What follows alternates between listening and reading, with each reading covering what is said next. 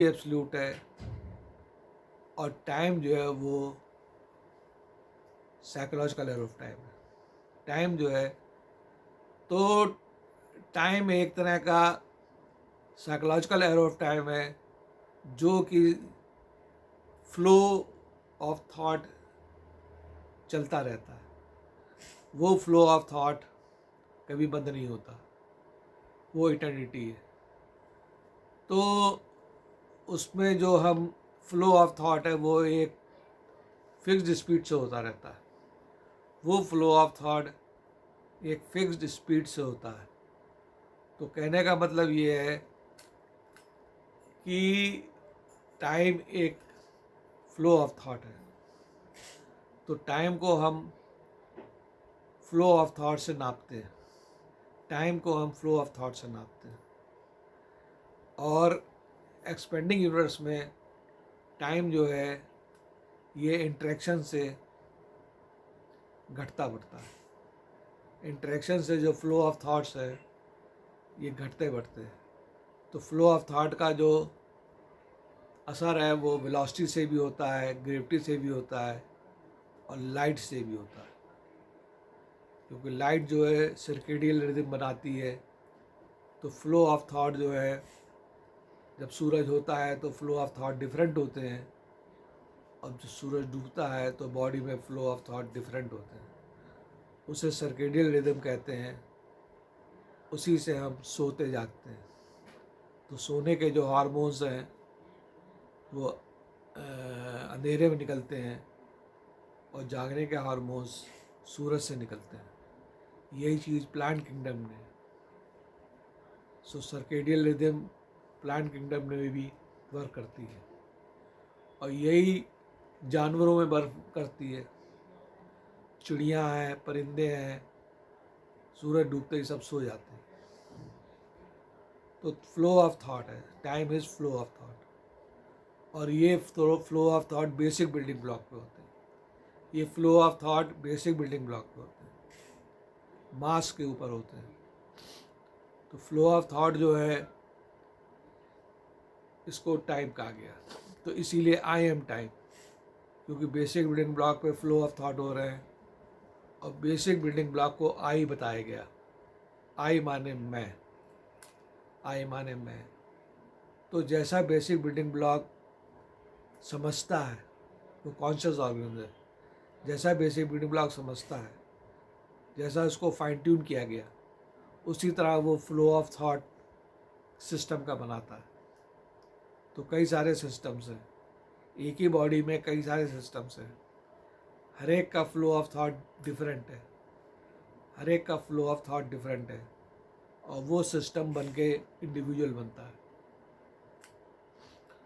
तो आज आप समझ गए होंगे कि आइंस्टीन साहब ने जो मास, लेंथ और टाइम की डेफिनेशन बनाई है वो इंटरेक्टिंग यूनिवर्स में मास, लेंथ और टाइम का जो इंटरेक्शन है उसके समझ से बनाई है। वो एक इल्यूज़न है। सही डेफिनेशन इन बेसिक क्वांटिटीज़ की आपको स्टैटिक यूनिवर्स में मिलेगा। स्टैटिक यूनिवर्स, स्टैटिक यूनिवर्स जो है ये पेरेंट बॉडी है और एक्सपेंडिंग यूनिवर्स जो हबिल कांस्टेंट का यूनिवर्स है ये सबलिंग है, उससे निकला है। स्टैटिक यूनिवर्स का कांस्टेंट लेमडा है। तो आइंस्टीन का स्टैटिक यूनिवर्स अभी भी वायबल है। आइंस्टीन का स्टैटिक यूनिवर्स अभी भी वायबल है। और जो स्टैटिक यूनिवर्स में मास, लेंथ एंड टाइम की डेफिनेशन है वो ही रियल डेफिनेशन है, क्योंकि स्टैटिक यूनिवर्स रियल है और एक्सपेंडिंग यूनिवर्स क्रिएटेड यूनिवर्स है।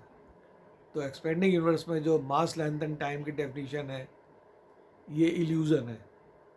एक्सपेंडिंग यूनिवर्स में जो मास, लेंथ एंड टाइम की definition special theory of relativity से बनाई है ये इल्यूज़न है। तो मास, बेसिक क्वांटिटीज़, मास, इनर्शियल मास।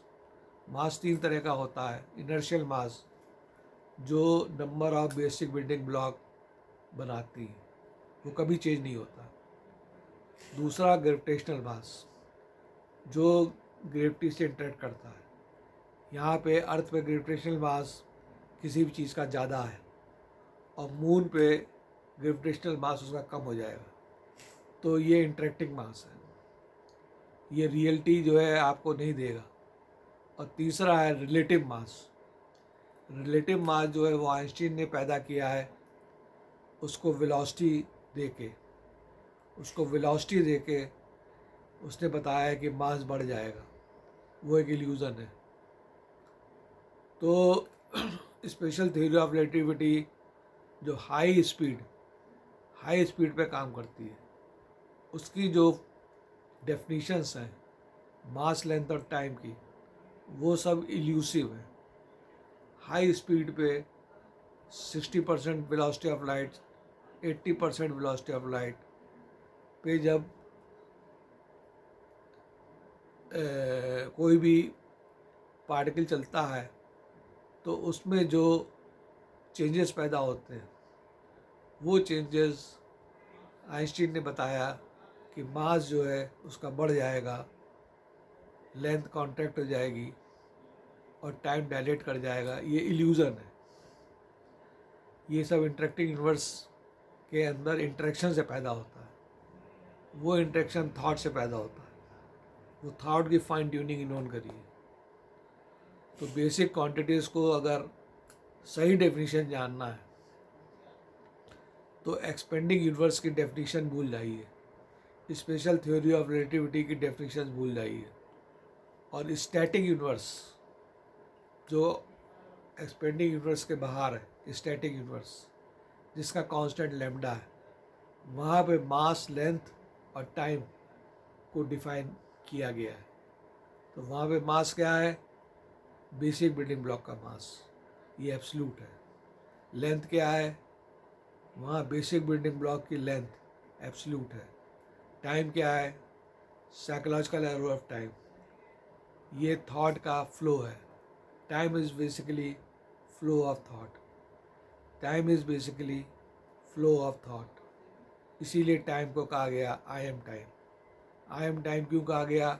आई जो है वो है बेसिक बिल्डिंग ब्लॉक, आई जो है वो बेसिक बिल्डिंग ब्लॉक है, और उसमें फ्लो ऑफ थॉट जो है वो सीसीपी के रूप में रहता है। उसमें फ्लो ऑफ थॉट सीसीपी के रूप में रहता है।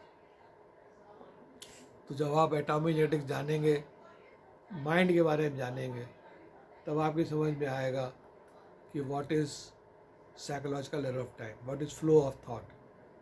वो फ्लो ऑफ थॉट एक कांस्टेंट स्पीड से होते हैं। वो कांस्टेंट स्पीड जो है वो रियलाइज़ होती है ड्रीम में। वो कांस्टेंट स्पीड रियलाइज़ होती है ड्रीम में। तो कहने का मतलब ये है, टाइम जो है वो फ्लो ऑफ थॉट है, और that is property of basic building block. Real time is flow of thought, that is the property of basic building block. और उसी को कहा गया आई एम टाइम, मैं ही समय हूँ। आई एम टाइम, मैं ही समय हूँ, क्योंकि उसी से ही पैदा होता है थर्मोडायनेमिक एरर ऑफ टाइम और कॉस्मोलॉजिकल एरर ऑफ टाइम। तो वहाँ पे फ्लो ऑफ थॉट बदल जाते हैं। वो flow of thought according to the life span of system, life span of the system बनाने के काम आते हैं। तो लाइफ स्पैन जो होती है वो मिली सेकंड से लेके अरबों साल तक है। लाइफ स्पैन जो है सिस्टम की मिली सेकंड से लेके अरबों साल तक है। तो फ्लो ऑफ थॉट भी मिली सेकंड से लेके अरबों साल तक। वो flow of thought time mindness design करती है। वो flow of thought time mindness design करती है, जिसको कि फाइन ट्यून इन्होंने high centre of the universe किया, जिसको कि fine tune high centre of the universe किया। तो इसलिए हमें different flow of thought, speed of जो इवेंट है वो दिखाई पड़ता है। Different different speed of event हमें दिखाई पड़ता है। स्पीड ऑफ इवेंट क्या होता है कि स्पीड ऑफ इवेंट है जैसे कि एक बच्चा पेट में आया तो वो 9 महीने पेट में रहेगा, तो हमें ये पता है कि 9 महीने के बाद ही बच्चा डिलीवर करेगा, तो स्पीड ऑफ इवेंट हमें पता चल जाता है। तो बहुतों का स्पीड ऑफ इवेंट अलग अलग है। इसी तरह हर चीज़ का स्पीड ऑफ इवेंट अलग अलग है, तो क्योंकि उनका फ्लो ऑफ थॉट अलग अलग है। फ्लो ऑफ थॉट अलग अलग है। सूरज की जो लाइफ स्पैन है वो अरबों साल की है। तो जब सूरज पैदा होता है तो टाइम माइंडनेस ट्रिगर हो जाती है। तो पहले वो ब्लू होता है, फिर वो येलो होता है, फिर वो रेड। ये करीब 10 अरब साल ले लेगा। तो इसमें डिफरेंट डिफरेंट रेडिएशंस होंगे, डिफरेंट डिफरेंट टेम्परेचर होंगे, डिफरेंट डिफरेंट इवेंट होंगे। तो ये सब चीज़ें जो है फ्लो ऑफ थॉट से डिज़ाइन होती हैं। तो सूरज का लाइफ इसी तरह गैलेक्सी का लाइफ स्पैन है, इसी तरह हर चीज़ का लाइफ स्पैन है। तो वहाँ पे फ्लो ऑफ थॉट उसी तरह फाइन ट्यून किए गए हैं और वो कंट्रोल करती है टाइम माइंडनेस, टाइम कॉन्शियसनेस, जो कि सीसीपी में पाई जाती है। तो अब आप समझ गए होंगे कि आइंस्टीन साहब ने जो देखा है वो इल्यूज़न देखा। आइंस्टीन साहब ने मास, लेंथ एंड टाइम को सही तरीके से डिफाइन नहीं किया।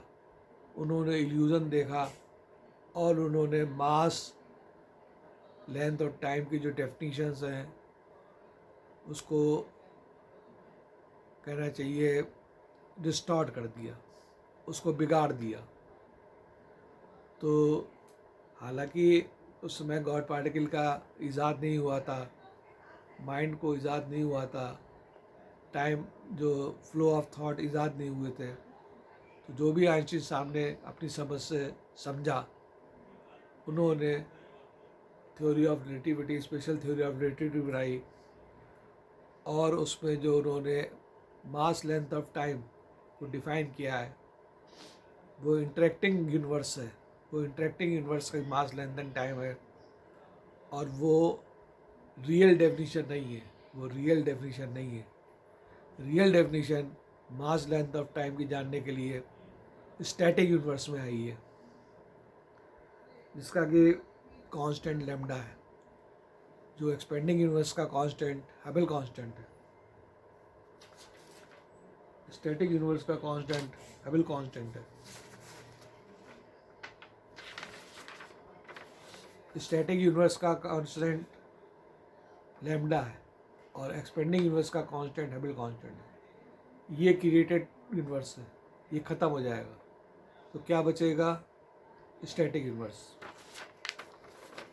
ये स्टैटिक यूनिवर्स का डायग्राम है, ये एक्सपेंडिंग। तो स्टैटिक यूनिवर्स पेरेंट बॉडी है और एक्सपेंडिंग यूनिवर्स ये उससे सबलिंग है, उससे निकला है। तो इसलिए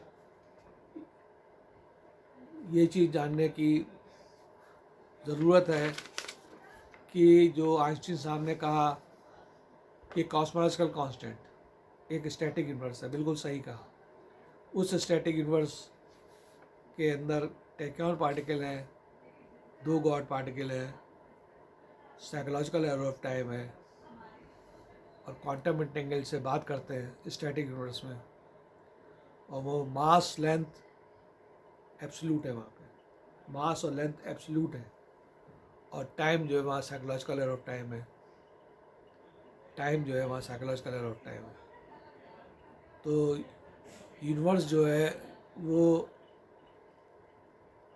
बहुत बड़ा यूनिवर्स है, उसको जानिए। नया मॉडल ऑफ द यूनिवर्स जानिए, गॉड पार्टिकल के बारे में जानिए, एटॉमिक जेनेटिक्स के बारे में जानिए, तो आपको समझ में आएगा मास, लेंथ एंड टाइम को स्टैटिक यूनिवर्स में कैसे डिफाइन किया गया।